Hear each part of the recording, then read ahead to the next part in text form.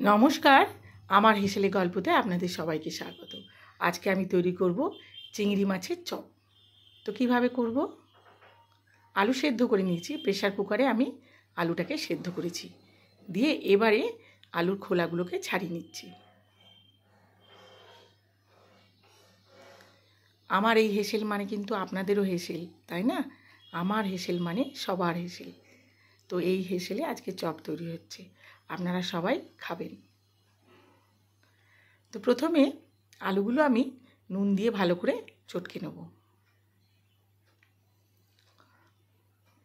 আমি একটা আলু ম্যাশার কিনেছি, কিন্তু আমি ভুলে গেছি। যেহেতু আলু ম্যাশার দিয়ে যে আলুটাকে আমি ভেঙে নেব সেটা আমি ভুলে গেছি, হাতে করেই চটকে নিয়েছি। ঠিক আছে, চলবে। তো ভাজা চিংড়ি মাছ, এগুলো কিন্তু একদম কুচো কুচো চিংড়ি মাছ। আর এতে আছে গুঁড়ো গরম মশলা, ভাজা মশলা, চিলি ফ্লেক্স, আর এটা রোস্টেড রসুন, পেঁয়াজ আছে, আর এটা আছে আদা রসুন কাঁচা লঙ্কা, আদা নয় রসুন আর কাঁচা লঙ্কা মানে দানা দানা করে বাটা, আর পেঁয়াজ, এই মশলা। এবারে যা লাগবে দেখিয়ে দেব। কড়াই প্রথমে তেল দিলাম, আলুটাকে ভালো করে কষে নেব, তার জন্য তেল দিয়ে দিলাম, পেঁয়াজ দিয়ে দিলাম, পেঁয়াজটা হালকা ভাজবো।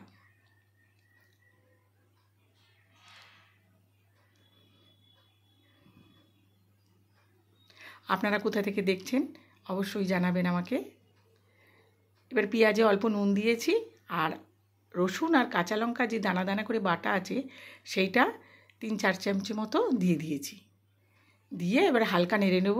সব কোনো কিছুই বেশি ভাজবো না, হালকা হালকাভাবে ভেজে নেব।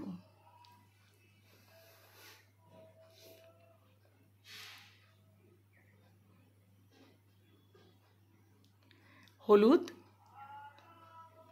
কাশ্মীরি লঙ্কা, নুন, চিনি সব দিয়ে দেবো। নুন চিনি ভাই বোন তো লাগবেই, ভাই বোনকে তো দরকার, দিয়ে দিয়েছি। এটাও হালকা নেড়ে নিয়ে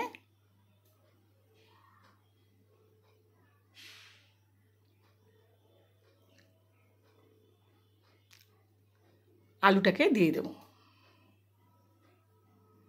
আলুটা মশলার সাথে বেশ ভালো করে সুন্দর করে কষে নেব।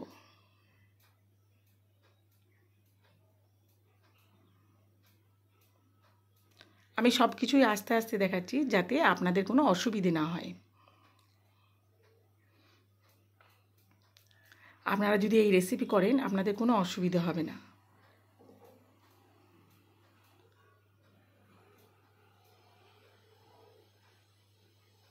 আমার ভিডিও যদি ভালো লাগে লাইক অ্যান্ড সাবস্ক্রাইব করে দেবেন। এবারে আমি দিয়ে দিলাম গুঁড়ো মশলা, যা যা ছিল আমার দিয়ে দিলাম। একটু মেথি পাতা দিয়ে দিলাম। গুঁড়ো মশলার মধ্যে গুঁড়ো গরম মশলা, ভাজা মশলা, চিলি ফ্লেক্স, রোস্টেড রসুন আর মেথি পাতা সব দিয়ে আবারও কষে নেবো, ভালো করে কষে নেবো, জলটা যাতে একদম শুকিয়ে যায়। তাহলে বেশ চপগুলো গড়তে হাতে একটুও লাগবে না। আর জল জল যদি থাকে তাহলে কিন্তু হাতে চ্যাট চ্যাট করে লেগে যাবে। তাই জন্য একদম জলটাকে শুকিয়ে দেবো।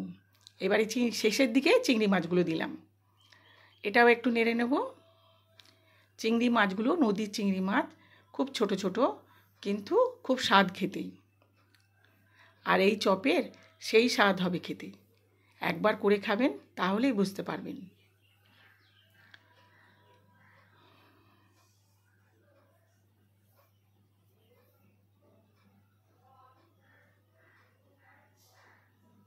আলুটা এবারে বেশ সুন্দরভাবে কষানো হয়ে গেছে। দেখুন কড়াই কিন্তু আর লাগছে না, বুঝতে পারছেন? কড়াই কিন্তু আর লাগছে না, তাহলে হাতেও লাগবে না। হয়ে গেছে। এবারে চপের আকারে গড়ে নেব। কিন্তু কী কী লাগবে? এখানেও কিছু লাগবে, সেটা হলো কর্নফ্লাওয়ার। এটা আমি বাটিতে ট্রান্সফার করে নিচ্ছি, কারণ চপগুলো তৈরি করে আমি ওই প্লেটটাতে রাখবো।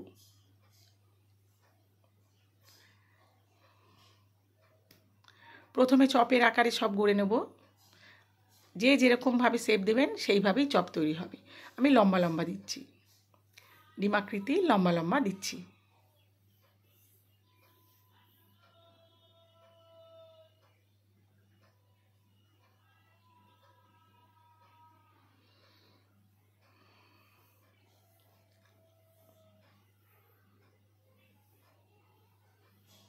এই চপ মুড়ি দিয়ে তো ভালো লাগে, কিন্তু আমার মনে হয় বেশ ডাল ভাতের সাথে, বেশ গরম গরম চপ ভাজা ডালের সাথে বা সস দিয়ে সন্ধেবেলায় চায়ের সাথে, এগুলো খুব খেতে ভালো লাগবে, দারুণ লাগবে। কাসুন্দি দিয়েও খেতে পারেন, গ্রিন চাটনি দিয়েও খেতে পারেন। চপগুলো সব তৈরি করা হয়ে গেছে আমার। এবারে একটু কর্নফ্লাওয়ার গুলে নেব, প্রয়োজন মতো একটু নুন দিয়ে আর জলে কর্নফ্লাওয়ারটা গুলে নেব।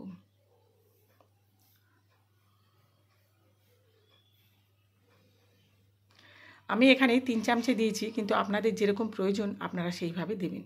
আমার আরও 1 চামচে পরে লেগেছিল, আমি গুলে নিয়েছিলাম। আপনাদের যেরকম লাগবে সেরকম আপনারা গুলে নেবেন। আর একটু নুন দিয়ে দিয়েছিলাম।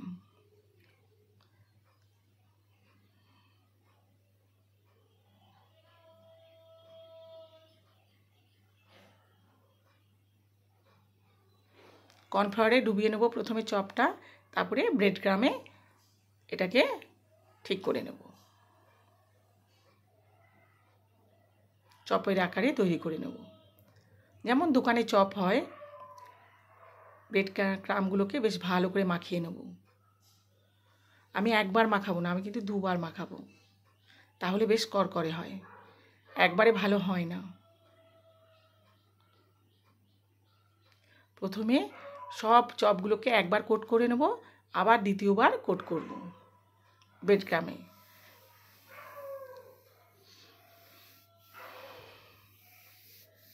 শুধু দেখলেই হবে না, কিন্তু আপনারাও কিন্তু করে খাবেন, একবার করে খেয়ে আমাকে বলবেন কমেন্টে কেমন।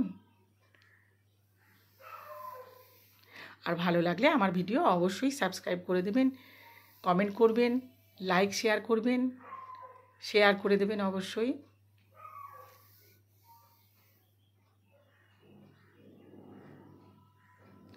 আপনাদের লাইক কমেন্ট শেয়ার আমাদের কাছে অনেক গুরুত্ব। সব তৈরি হয়ে গেছে, 2 বার করে আমি কোট করেছি, সব তৈরি হয়ে গেছে। এবার ফ্রিজে রেখে দেবো, যখন খাবো তখন করব, ভেজে নেব। এই যে ভেজে নিচ্ছি, আমি নিয়ে এসেছি কিন্তু আমার মেয়ের বাড়ি ভাজা হচ্ছে, এটা আর আমার বাড়িতে নয়, মেয়ের বাড়িতে ভাজা হচ্ছে। তৈরি করে আমি খাইনি বাড়িতে, আমি সব মেয়ের বাড়ি নিয়ে চলে এসেছি। এখানেই সব ভাজা হবে, এখানেই সব খাওয়া হবে। আমার ছেলে তো মাছের চপ খায় না, তাহলে শুধু শুধু ভেজে লাভ নেই, আমি ওই জন্য মেয়ের বাড়িতে নিয়ে চলে এসেছি। উল্টে পাল্টে বেশ ভালো করে ভেজে নেব।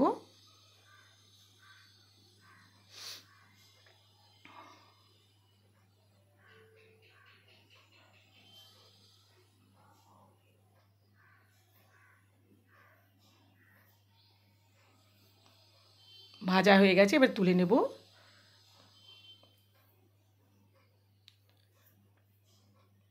তাহলে এইভাবে আপনারাও করে খাবেন, খুব ভালো থাকবেন, সুস্থ থাকবেন। আজ তাহলে আসি, কেমন, টাটা।